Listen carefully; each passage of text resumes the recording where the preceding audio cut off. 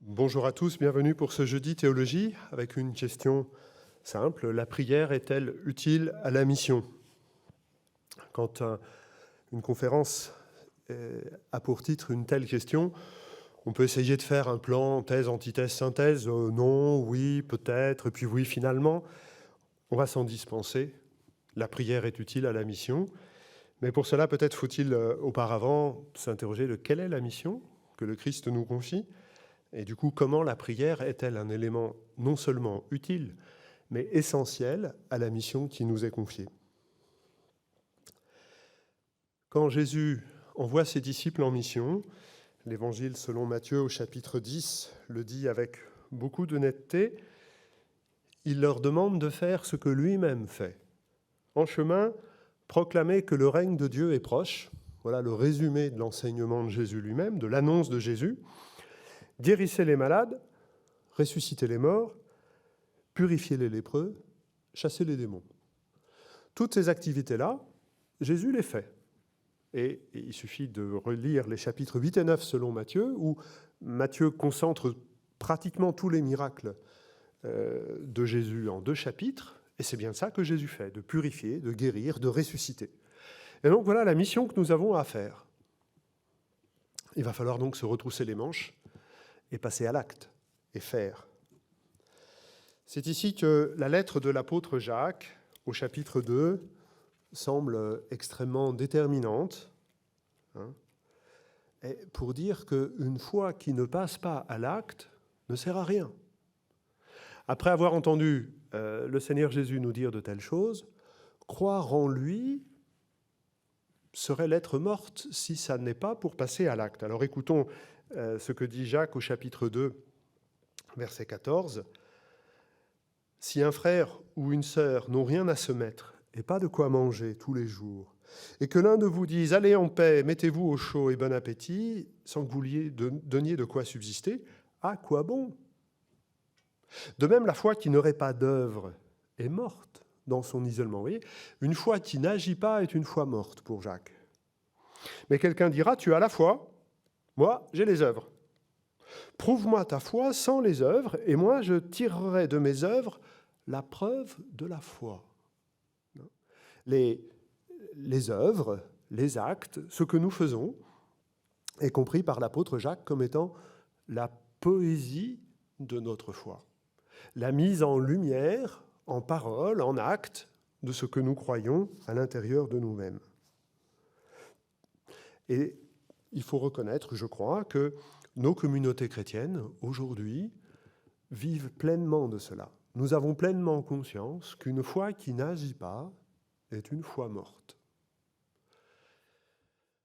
On ne va pas contredire l'apôtre Jacques, mais se pose quand même la question de la prière. Jacques ne nous dit pas qu'il faut prier pour que la foi soit vivante, il nous dit qu'il faut agir pour que la foi soit vivante. Ce que Jésus nous a demandé, c'est d'être serviteur, comme lui est serviteur. Je ne suis pas venu pour être servi, mais pour servir et donner la vie en rançon pour la multitude. Et donc le disciple de Jésus, la mission qu'il a reçue, c'est d'être serviteur, d'agir. Un serviteur qui ne fait rien est un serviteur qui ne sert à rien. Et c'est là peut-être qu'il nous faut aller plus loin que la stricte affirmation de Jacques. Servir, ça n'est pas décider. Servir, c'est laisser l'autre décider. Je ne décide pas du service que je dois rendre. Quel service puis-je te rendre ? Sinon, je dis, je t'impose, je te fais telle chose. Ben, pourquoi pas ? Quand je vais chez le médecin, il peut avoir la courtoisie de me demander qu'est-ce que je peux faire pour vous, mais en général, c'est lui qui va poser le diagnostic et c'est lui qui va décider de la thérapie. Alors, il va falloir négocier un peu, peut-être, mais voilà. Ça ne veut pas dire que les médecins ne sont pas au service de leurs patients. Ce n'est pas ça que j'ai voulu dire. Mais être serviteur, c'est reconnaître que celui que l'on sert est notre maître. Et que c'est de lui dont va jaillir la parole qui va dire quel service il faut rendre. Saint Vincent de Paul avait une phrase extrêmement lapidaire que je crois, bien évidemment, Frédéric Ozanam, mais aussi Antoine Chevrier ont repris. Les pauvres sont nos maîtres et seigneurs. Parce que c'est eux qui nous apprennent le service qu'il faut leur rendre, bien évidemment, sinon ça n'est plus un service. Mais parce que c'est eux qui, puisque le Seigneur se reconnaît en eux, c'est eux qui nous apprennent à rendre service au Seigneur.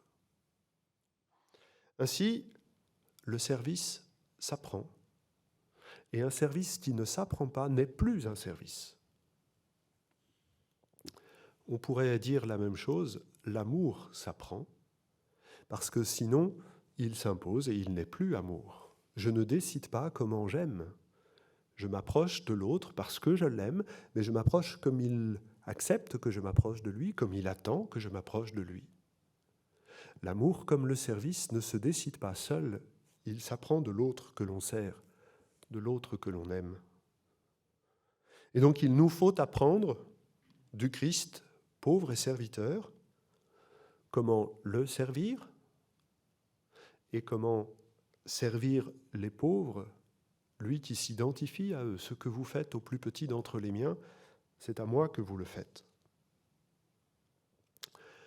Pour cette mission de service, qui prolonge l'œuvre du Christ et qui reconnaît la présence du Christ dans nos frères à servir, la prière devient indispensable. Indispensable pour que justement elle cultive cette relation avec le Christ et que la mission ne soit pas un service parmi d'autres, et il y en a beaucoup qui sont rendus ainsi, mais qu'elle soit bien le service du Christ, celui qui nous est demandé de ressusciter les morts et de purifier les lépreux. C'est-à-dire quoi ? C'est-à-dire de rentrer dans le royaume, de faire rentrer dans le royaume. Aucun d'entre nous, nous imaginons pouvoir ressusciter les morts. Peut-être une ou deux expériences vécues dans une paroisse peuvent me faire dire si là il y a quelqu'un, on l'a bien ressuscité, ou plutôt on a servi sa résurrection. Il était à plat et on l'a revu debout. Oui, je pourrais dire cela. Mais ce que Jésus nous dit, c'est que la mission, elle a pour objectif de ressusciter les morts, c'est-à-dire de donner la force au moment où le Seigneur lui-même viendra juger les vivants et les morts, qu'il nous ressuscitera, donner la force à chacun de s'abandonner entre les mains du Seigneur. Il nous faut servir nos frères pour que, comme l'a fait Jésus tout au long de sa vie terrestre, nous puissions susciter le désir du royaume, l'envie, la joie, la paix de s'abandonner entre les mains du Seigneur Jésus, afin qu'il puisse ressusciter toutes celles et ceux qui lui viennent à lui. L'objectif de la mission n'est pas de remplir les églises. Je suis pour que les gens viennent à la messe, que les choses soient claires. L'objectif de la mission, c'est d'aider les gens à entrer dans le royaume. Venir à la messe nous aide à rentrer dans le royaume, bien évidemment. Mais ceux qui ne connaissent pas le Seigneur Jésus, ceux qui n'auront pas entendu parler de lui, mais ceux que nous aurons servis à cette école de l'Évangile, quand le Seigneur se présentera devant eux, il leur dira ce qu'il a à leur dire et les appellera avec intimité. Et nos frères et sœurs pourront dire « Tu es donc le Seigneur qui a fait que l'on m'a rendu service. » Et ça les aidera à s'abandonner entre ses mains, tout simplement. Et pour que notre mission, notre service puisse aider à s'abandonner entre les mains du Seigneur Jésus, il faut que nous soyons nous-mêmes abandonnés entre ses mains. Il faut nous-mêmes que nous vivions cet abandon par la prière entre les mains du ressuscité. Sinon, on va faire du bien, et c'est ô combien important. mais nous n'allons pas déjà être à l'œuvre pour préparer ce moment unique et définitif qu'est celui de la résurrection. La mission, c'est servir la résurrection. Ça se passe par les services les plus ordinaires et les plus quotidiens. Mais qu'est-ce qui va permettre de donner aux services ordinaires et quotidiens la perspective, la toile de fond de la résurrection et de l'ouverture du royaume? Rien, sinon la prière elle-même. Alors je vois plusieurs choses que la prière va permettre. Mais peut-être avant, faut-il faire une petite excursus et dire, la prière, c'est quoi? C'est s'asseoir et prendre du temps avec Dieu. Point. Pour le reste, nous ne savons pas prier comme il faut, dit saint Paul, et l'Esprit vient au secours de notre faiblesse. Je m'assieds et je suis là comme un canal, comme une perfusion, par lequel l'Esprit vient irriguer le monde de sa paix. Et que ce que les maîtres spirituels nous apprennent, c'est à être irrigués, nous, de cet esprit qui passe par nous pour irriguer le monde. Que cette paix qui passe par nous, nous puissions la goûter et en vivre. Après, il y a autant de manières de prier qu'il y a d'écoles spirituelles et il n'en faut en exclure aucune. Il faut avoir la sienne propre, celle que l'on aime, l'adoration du Saint-Sacrement, la méditation du chapelet, la prière silencieuse, la lecture savoureuse de la Bible, la méditation d'un texte. Il est important de savoir notre lieu privilégié. Il est important de temps en temps d'aller voir ailleurs pour ne pas s'enfermer dans une manière de faire, mais bien laisser l'esprit agir.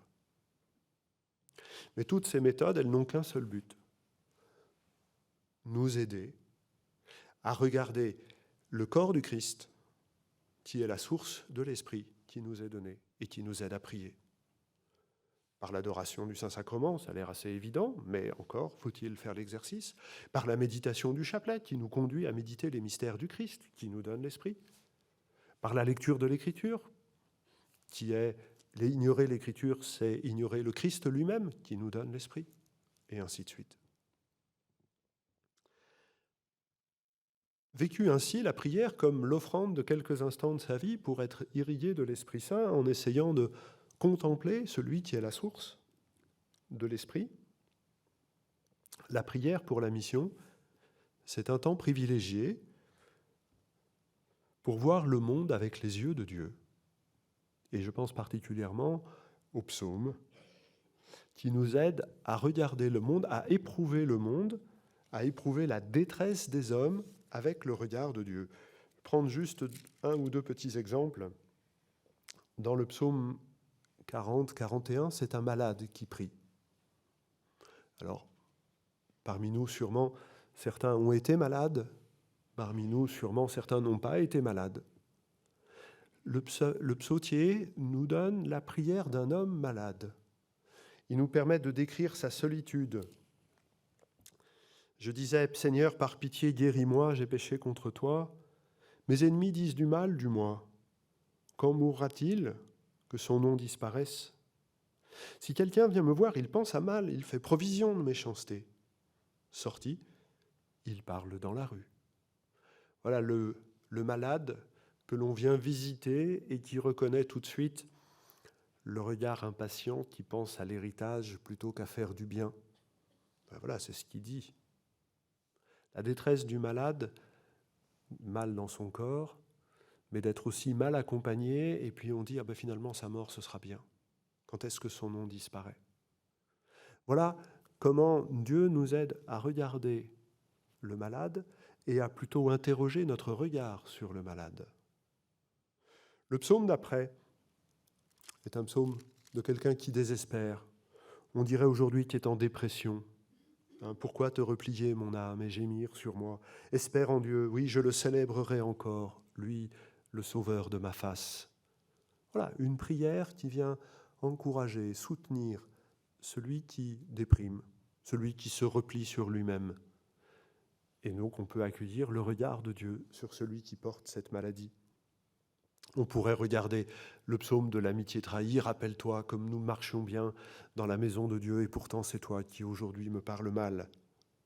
On pourrait parler dans le livre d'Amos au chapitre 8 de la manière dont Dieu voit nos transactions économiques. C'est écrit au 8e siècle avant Jésus-Christ. Toute ressemblance avec la situation présente n'est pas du tout fortuite.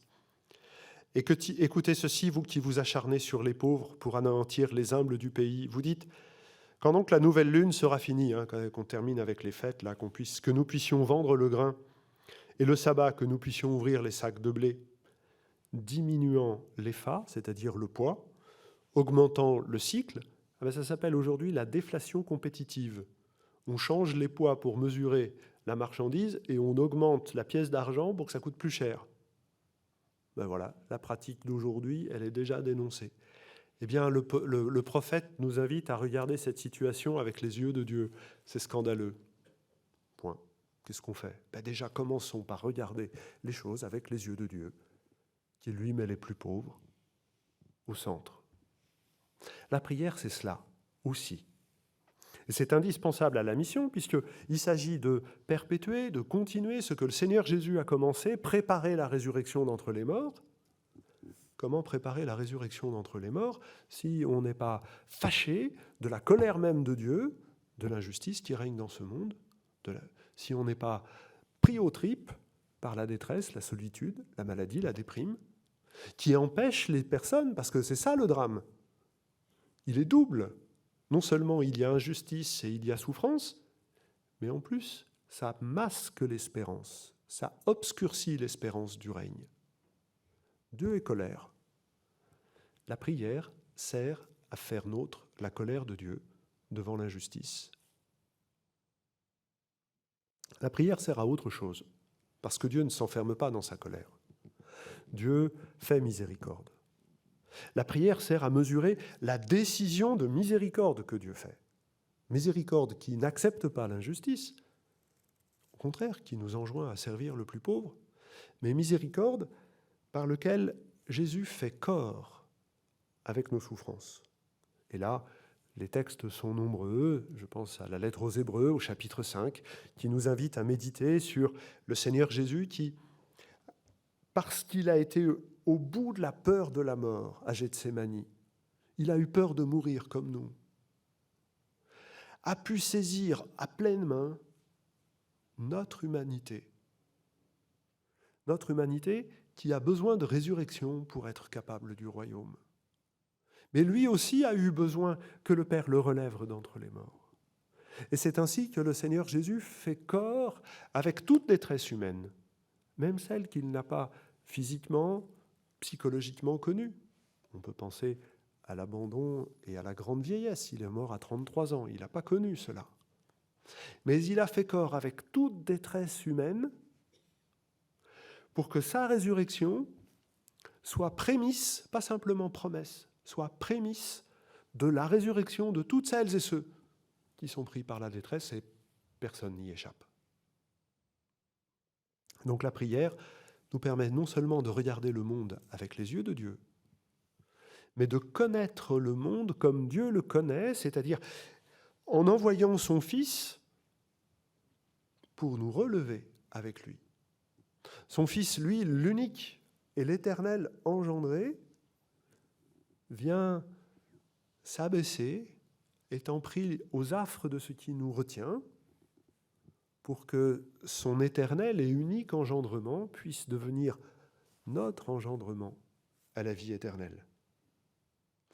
La prière n'est pas simplement le lieu où on demande tel ou tel bienfait pour nous-mêmes ou ceux qui en ont besoin, mais c'est le lieu où, puisqu'on a offert au Seigneur quelques instants de notre vie, puisqu'on a rendu disponible notre corps, parce que je prie avec mon corps, que je sois assis, que je sois debout, que je marche selon les situations, je prie avec mon corps.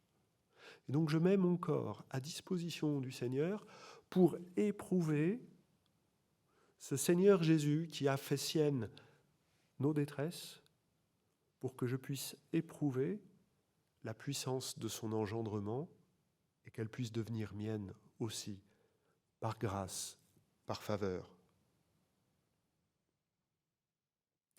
Jésus dit, et il nous faut méditer longuement, qu'il est venu non pas pour être servi, mais pour servir et donner sa vie en rançon pour la multitude.